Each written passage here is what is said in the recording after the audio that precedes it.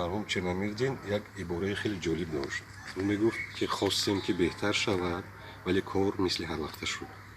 мутаассифона дирӯз дар расонаҳои иттилоотии интернетӣ як хабаре паҳн шуд, ки як шахси ҷиноятпеша, қаллоб, бетарбият, ки воқеан ҳам бо чунин моддаҳои кодекси ҷиноии ӯ муттаҳам шудааст, соҳиби дипломи ҷоизаи бонуфузи Аврупо, ҷоизаи Васлав Гайл, ки он маъмулан ба хизматҳои шоён дар самти ҳифзи ҳуқуқи инсон дода мешавад, ба чунин як шахсе, ки имрӯз дар назди қонун ҷавоб дода истодааст, барои ҷиноятҳои содир кардааш ба ӯ дода шудааст.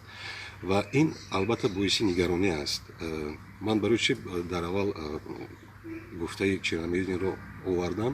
вақте ки чунин ташкилотҳои бонуфузи байналмилалӣ созмон дода мешаванд, тамоми мардум аз онҳо як умеде доранд, вале вақте ки чунин рафтори онҳоро мебинӣ, ба хулосае меоӣ, ки ҳеҷ гоҳ фирифтаи чунин ташкилотҳо, фирифтаи онҳо шудан лозим нест.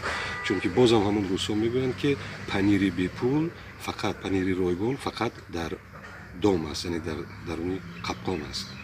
барои мо бояд аз кирдори худ, аз гуфтори худ бояд назорат дошта бошем. агар дафтари аъмоли Бузургмеҳр Ёровро варақгардон кунем, ба қавли бозам ҳамон рӯзҳо мо шок мешавем. чунки номбурда ҳам дар сохтакории ҳуҷҷатҳо, ҳам дар қаллобӣ, ҳам дар тӯҳмат, ҳам дар пас задани шаъну шарафи шахсият, барои чунин ҷурмҳо ӯ гунаҳгор дониста шудааст. худи ҳамин додани ҷоиза ба чунин шахси ҷиноятпеша аллакай бозгӯи он аст, ки масъала масъалаи сиёсӣ дорад.